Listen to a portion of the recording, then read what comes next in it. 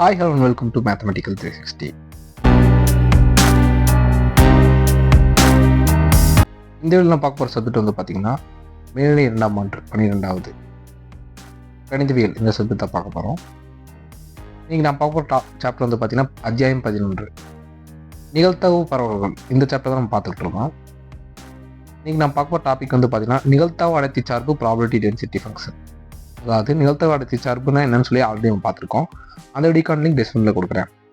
அதை பார்த்துட்டு இந்த வீடியோ பார்க்கும்போது உங்களுக்கு பெட்டராக புரியும். ஸோ இது நிகழ்தகவு அடர்த்தி சார்பு பேஸ் பண்ண ப்ராப்ளம் தான் வந்து இந்த வீடியோவில் நம்ம பார்க்க போகிறோம்.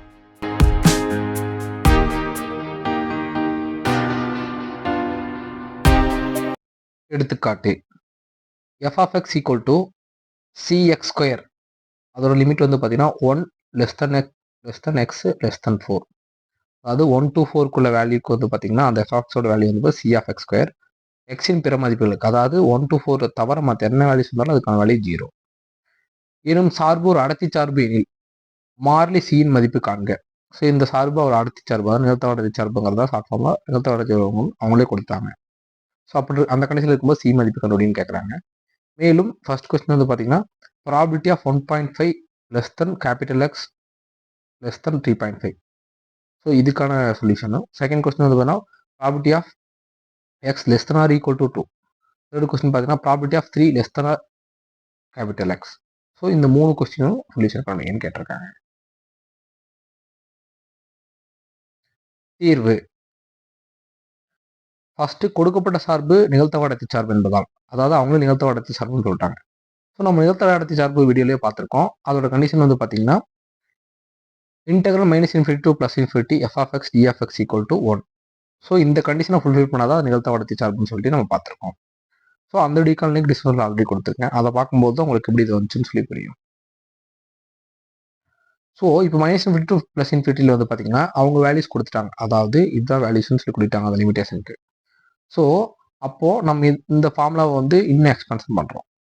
அதாவது -∞ to 1, 1 to 4, 4 to ∞ சொல்லிட்டு நம்ம 3 டிவிஷனாக பிரிக்கிறோம். அதாவது எதனாலனா -∞ to +∞ ஒரு மெயின் கூட எடுத்துங்க. ஸோ இதில் 0, இங்கே -∞ போகும், இங்கே வந்து பார்த்தீங்கன்னா +∞ போகும்னு வச்சுங்களேன். ஸோ அப்போது இந்த 1 to 4ங்கிறது இதுக்குள்ளே தான் இருக்கும். அப்போ இதுக்கு என்ன 1க்கு கீழே இருக்கிறதெல்லாம் -∞. அதனால தான் வந்து பார்த்தீங்கன்னா -∞ to 1, 1 to 4ங்கிறது 1 to 4. அதே மாதிரி 4க்கு மேலே இருக்கிறதெல்லாம் 4 to +∞. அதனால நம்ம இதை வந்து இந்த ஃபார்முலா இப்படி நம்ம எக்ஸ்பான்ஷன் பண்ணி எழுதியிருக்கோம். அதாவது இந்த லிமிட்டுக்கு ஒரு வேல்யூ மாறும், இந்த லிமிட்டுக்கு 1 to 4க்கு மாறும், 4 to ∞ தான் இப்படி தனியாக எழுதியிருக்கோம். So f of x d of x வந்து பார்த்தீங்கன்னா சேர்ந்த இந்த ஃபார்முலாவை எக்ஸ்பான்ஷன் பண்ணி எழுதியிருக்கோம். அதாவது இந்த லிமிட்டுக்காக இதை எக்ஸ்பான்ஷன் பண்ணி எழுதியிருக்கோம். ஸோ இது எல்லாம் ஆட் பண்ணாலும் ஒன்று தான் வரணும். அதுதான் இந்த நிகழ்தகவு அடர்த்தி சார்போட கண்டிஷன். ஸோ இப்போ இந்த லிமிடேஷனை வச்சு தான் நம்ம இந்த எக்ஸ்பான்ஷன் பண்ணி எழுதியிருக்கோம். அதை எக்ஸ்பிளைன் பண்ணேன். நெக்ஸ்ட் ஒன், கொடுக்கப்பட்ட டேட்டாஸ், அதாவது -∞ to +∞ to 1க்கு என்ன சொல்லியிருக்காங்க, அதாவது 1x, அதாவது 1க்கு 4க்கு இடையில இதுக்கு மட்டும்தான் c of x square, மற்ற பேர் எல்லா மதிப்பும் 0ன்னு சொல்லிட்டாங்க. அப்போ -∞ to 1க்கு வந்து பார்த்தீங்கன்னா 0ன்னு எழுதியிருக்கோம். அதே மாதிரி +1 to 4, 1 to 4க்கு c of x square சொல்லிட்டாங்க. அதாவது f of x ஓட வேல்யூ வந்து பார்த்தீங்கன்னா 1 to 4க்கு இங்கேருந்து நம்ம எடுக்கும்போது வந்து பார்த்தீங்கன்னா c of x square, அதனால c of x square into dx. 4 to ∞ அது மற்ற வேல்யூ தான் வருது, அதனால அதுக்கும் 0. ஸோ அப்படி பார்க்கும்போது வந்து பார்த்தீங்கன்னா 0 இன்டர்வல் பண்ணால் 0 தான் வரும்.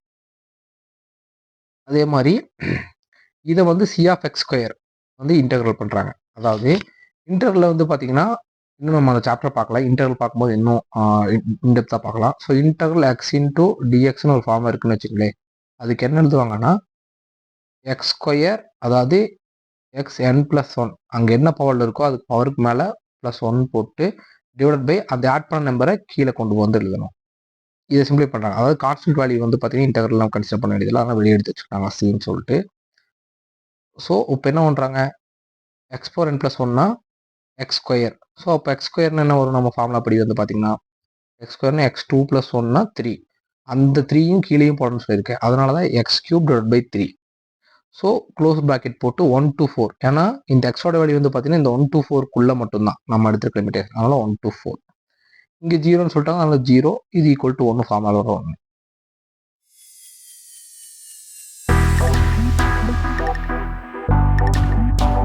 ஸோ லாஸ்ட் வீடியோலேருந்து சிம்பிளிஃபை பண்ணது.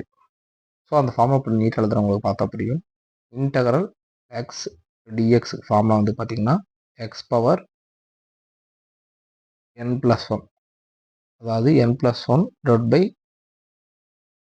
n+1. ஸோ அடுத்து வந்து பார்த்தீங்கன்னா இப்போ சிம்பிளை பண்ணும்போது சிங்கிற வேல்யூ. ஸோ எக்ஸோட பவரில் வந்து பார்த்தீங்கன்னா 4 டிவைட் பை 1 இருந்துச்சு. அந்த லிமிட்டேஷனில் எக்ஸுக்கு 4 த ஹோல் ஸ்கியூப் போட்டிங்கன்னா 64 மைனஸ் 1 ஹோல் ஸ்கியூப் போட்டிங்கன்னா 1 தான். அதனால் 1 டிவைட் பை 3 ஈக்குவல் டு 1. இதை ஃபர்தராக சிம்பிளிஃபை பண்ணும்போது 21c ஈக்குவல் டு 1ன்னு வரும். ஸோ சி இங்கே இருக்கும் 21 போட்டோம் டிவைட் பை வரும் 1/21. ஸோ ஃபைனலாக வந்து சியோட வேல்யூ கண்டுபிடிச்சாச்சு. ஸோ கொஸ்டின் கேட்டால் ஃபர்ஸ்ட் கொஸ்டின் கண்டுபிடிச்சாச்சு. ஸோ அப்போ சப்ஸ்டிட்யூட் பண்ணும்போது எனவே நிகழ்த்தவ அடர்த்தி சார்பான அதோட அடர்த்தி சார்புக்கு கண்டுபிடிச்சாச்சு. f of x equal to 1/21x². சியோட வேல்யூ வந்து பார்த்தீங்கன்னா 1/21, அதனால் 1/21x². இது கொஸ்டின்லேயே கொடுத்துருக்காங்க. 1 less than x less than 4. So பிற மதிப்புகளுக்கு 0. ஸோ அப்போ அந்த சியோட வேல்யூ கண்டுபிடிச்சாச்சு.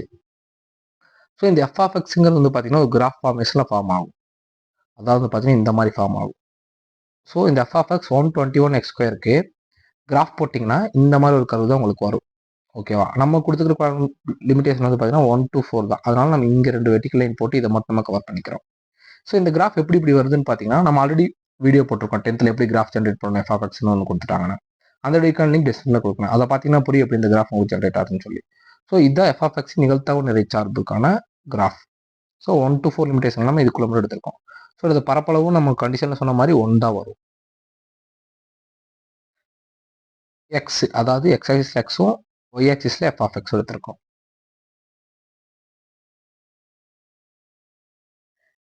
f of x தொடர்ச்சியாதலால் குறிப்பிட்ட எந்த மதிப்பிற்கும் x நிகழ்த்தவு 0 ஆகும். எனவே சமாளிப்பு மாதிரி தொடர்ச்சியானதும் குறியீடுமான லெஸ் தனை லெஸ் தன் ஈக்குவல் ஆகவும் கிரேட்டர் தனை கிரேட்டர் தன் ஈக்குவல் ஆகவும் இருஜோடிகளையும் குறியீடுகளை ஒற்றுக்கொண்டு இடமாற்றம் செய்து பயன்படுத்தலாம். அதாவது என்ன சொல்றாங்கன்னா f of x வந்து பார்த்தீங்கன்னா கண்டினியூஸாக போகிற தொடர்ச்சியாக இருக்குது. அதனால வந்து பார்த்தீங்கன்னா அதோட சமாளிப்பு மாதிரி அதாவது எக்ஸோட நிகழ்த்தவு 0. அதுக்கு நீங்கள் என்ன கண்டுபிடிச்சிங்களோ அதோட வேல்யூ வந்து 0 தான் வரும். அதனால அந்த லிமிடேஷன்ஸ்லாம் வந்து பார்த்தீங்கன்னா நீங்கள் ஈக்குவல்ட்லேயே வச்சுக்கலாம், எப்படி வேணால் டிவைட் பண்ணி எடுத்துக்கலாம்.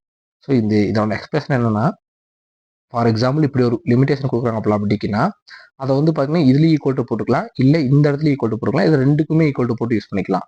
ஏன்னா அதோட வேல்யூஸ் எல்லாத்துக்குமே நீங்கள் மாற்றி கண்டுபிடிச்சாலும் அதோட வேல்யூஸ் வந்து 0 தான் வரும். அப்படிங்கிற கண்டிஷனால நம்ம இப்படி எழுதிக்கலாங்கிறத இந்த பேராகிராஃபில் எக்ஸ்பிளைன் பண்ணியிருக்காங்க.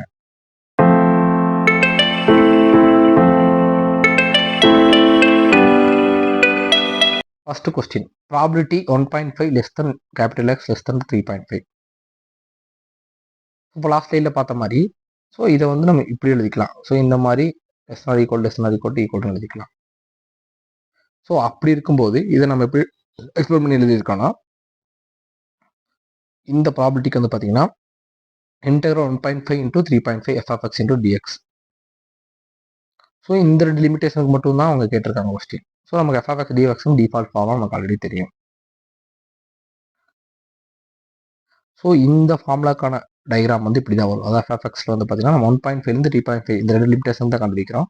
இது சொல்யூஷன் இது எப்படி கண்டுபிடிக்கிறது தான் பார்க்க போகிறோம். ஸோ இதுக்கான கிராஃப் வந்து இப்படி தான் இருக்கும். ஸோ 1/21 ஏன்னா f of x வேல்யூ என்ன 1/21 x². ஸோ அது கான்ஸ்டன்ட்டுங்களால தனியாக இன்டெக்ரல் விட்டு வெளியே எடுத்து வச்சுட்டாங்க. So integral 1.5 3.5 x² into dx already பார்த்துருக்கோம். என்ன வரும் x n+1 divide by n+1 வரணும். ஸோ அப்போ அதுபடி பார்த்தீங்கன்னா 1/21 x³ ஏன்னா x² இருக்கு. அப்போ x³ டிவைட் பை 3. ஸோ இதுக்கு லிமிடேஷன் சொல்லிட்டாங்க 1/21 limitation 1.5 to 3.5. So 3.5 cube minus 1.5 cube ஏன்னா அப்பர் லிமிடேஷனை போட்டு அதுக்கு லோயர் லிமிடேஷன்லாம் கழிச்சோன்னா இந்த பர்டிகுலர் 1.5 3.5 வேல்யூ நமக்கு கிடைச்சிடும் டிவைட் பை 3. ஸோ இது சிம்பிளிஃபை பண்ணும்போது பார்த்தீங்கன்னா 79/126. அதாவது இந்த லிமிடேஷனுக்கு கேட்ட வேல்யூ வந்து பார்த்தீங்கன்னா பரப்பளவு வந்து பார்த்தீங்கன்னா 79/126. அதுதான் இதுக்கான சொல்யூஷன். ஸோ ஃபர்ஸ்ட் கொஸ்டினுக்கு சொல்யூஷன் கண்டுபிடிச்சாச்சு.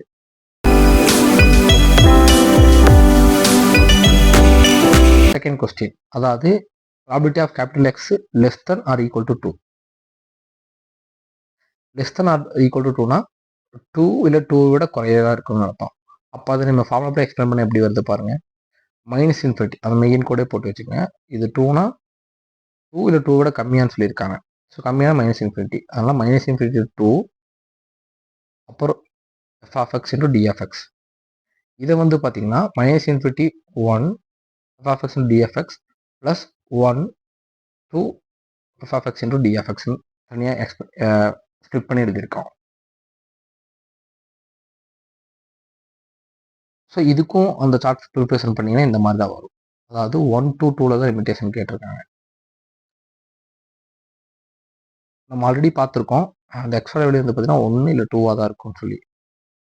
ஸோ அப்போ இதுக்கு என்ன வருதுன்னா 1 2 அதாவது ஃபர்ஸ்ட் ஒன்றுக்கு வந்து பார்த்தீங்கன்னா இதோட வேல்யூ ஆல்ரெடி நமக்கு தெரியும் 0 தான். அதனால் 0 செட் பண்ணால் 0 தான் வரும்.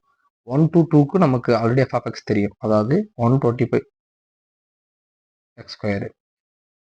ஸோ லாஸ்ட் டைம் சொன்ன மாதிரி இன்டெகிரல் ஃபார்மாக சிம்பிளிஃபை பண்ணும்போது 1/21 x cube / 3 2 upper limit 2 lower limit 1. So further simplify பண்ணும்போது 2 cube minus 1 cube / 3.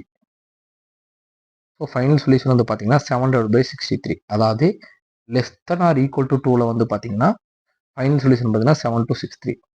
ஸோ இது எப்படி நம்ம வந்து இந்த மாதிரி எழுதியிருக்கோம்னா ஒன்று 2ஆக இருக்கணும், இல்லை 2 விட கம்மியாக இருக்கணும்னு என்ன வேல்யூ 2 விட 1. அதனால தான் 1 to 2 அர்த்தம். ஏன்னா அதுக்கு கீழே கம்மியாக கிடையாது. ஸோ அதனால நம்ம 1 2 எடுத்திருக்கோம். அதுதான் இதோட critical thing.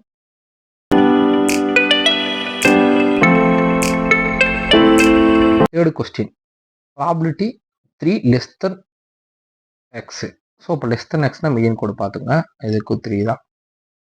So less than எக்ஸ்ன்னு பார்க்கும்போது அதை எப்படி எக்ஸ்பிளைன் பண்ணியிருக்காங்கன்னா ப்ளஸ் இன்ஃபினிட்டி, அதாவது இந்த பக்கம் ப்ளஸ் இன்ஃபினிட்டி 3 to infinity.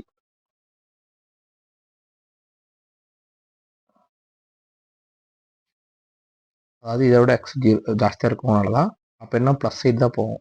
அதனால் 3 இன்ஃபினிட்டி ப்ளஸ் இன்ஃபினிட்டிலேருந்து 3குள்ளே தான் இந்த கொஸ்டினை மீன் பண்ணுது.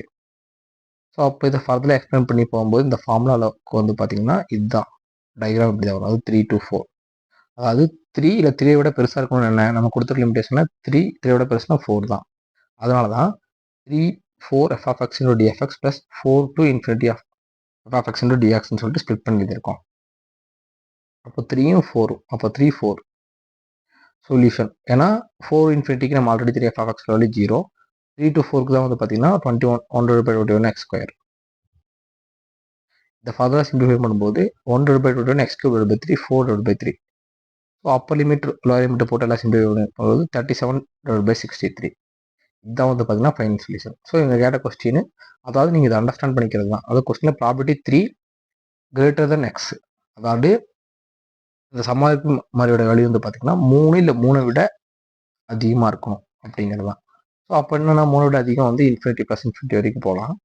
ஸோ அதுக்குள்ள பிட்வீன் வேல்யூ வந்து பார்த்தீங்கன்னா 4 இருக்குது. ஸோ அதனால் 3 to 4 4 to infinity நம்ம ஸ்ப்ளிட் பண்ணி வச்சுருக்கோம். ஸோ இப்போ 3 கொஸ்டினுக்கான சொல்யூஷனும் சியோட மதிப்பு கண்டுபிடிச்சாச்சு. இவ்வளோ அந்த ப்ராப்ளம் சொல்யூஷன் முடிஞ்சது. ப்ரீவியஸ் வீடியோவில் வந்து பார்த்தீங்கன்னா பரவல் சார்புன்னு என்னன்னு சொல்லி பார்த்துருக்கோம். அந்த வீடியோக்கான லிங்க் டிஸ்கிரிப்ஷனில் கொடுத்துருங்க. தேங்க்ஸ் ஃபார் வாட்சிங்.